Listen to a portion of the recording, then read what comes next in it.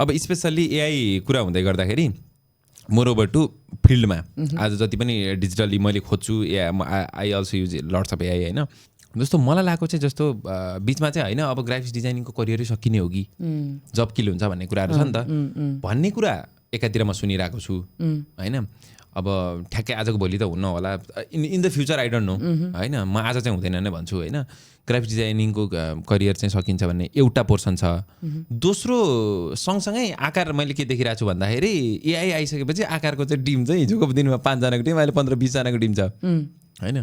त्यसलाई चाहिँ त्यो रिप्लेसमेन्टवाला एङ्गललाई चाहिँ आशिषले एआईको ओभरअल सिनारीमा how you justify that statement first of all चाहिँ? आकार क्रिएटिभ हबलाई चाहिँ एआईले इम्प्याक्ट परेको छैन भन्नु चाहिँ टोटली रङ हो। ह्युज इम्प्याक्ट परेको छ। हाम्रो वर्कफ्लोमा हामीले एआई हेभिली युज गर्छौँ अनि त्यसपछि त्यसले हाम्रो इफिसियन्सी पनि बढेको छ, धेरै कामहरू छिटो नि भएको छ। तर स्याड प्याड भनेको रेभेन्यू घटेको छ। यो कुरा सुन्दा कस्तो अलिकति अचम्मको कुरा गरे जस्तो लाग्यो होला हजुरलाई होइन। एउटा क्रिएटिभ एजेन्सीमा त एउटा डिजाइन एउटा पार्ट देख्नु भएको छ। हामीले त अरू कामहरू पनि गर्छौँ, हामीले फोटोसुट्सहरू गर्छौँ, हामीले अब भनौँ न अरू कामहरू प्रोडक्सनको कामहरू पनि गर्छौँ। सो अहिले के भइसकेको छ भन्दाखेरि एउटा सानो इक्जाम्पल दिन्छु। मेरो एउटा रिसेन्ट एउटा क्लाइन्ट अनबोर्ड भएको थियो। अब जस्तै कुनै एउटा एफएमजिसी ब्रान्डको एउटा राम्रो क्लाइन्ट अनबोर्ड भइसकेपछि उहाँहरूको एउटा म्यासिभ फोटोसुट्स हुन्छ, उहाँको प्रोडक्टहरूको फोटो थिएन। सो उहाँले के गर्नुभयो भन्दाखेरि उहाँले फोटोसुटमा गर्नु भन्दा नि प्याकेजिङको डिजाइन पठाइदिनु भयो हामीलाई, पिडिएफ पठाइदिनु भयो अनि हामीलाई साइज डिमेन्सन पठाएर हातमा एउटा फोटो फोनले खिचेर पठाइदिनु भयो। ल सर यो सबको 4 तर्फी एङ्गलको मकअप बनाउनु भन्नुभयो।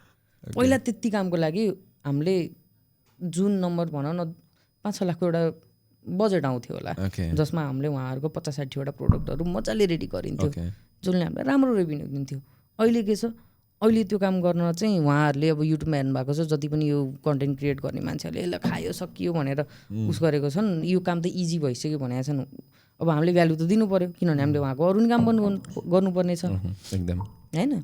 अनि त्यसले गर्दा उहाँहरूलाई चाहिँ हाम्रो काम चाहिँ अब एकैछिनमा हुने काम त हो नि भने जस्तो लाग्छ। अब एआई हजुरले नि इमेज जेनेरेसन मोडल चलाउनु भएको छ भने ब्याक एन्ड फोर्थ त एकदम धेरै हुन्छ नि त।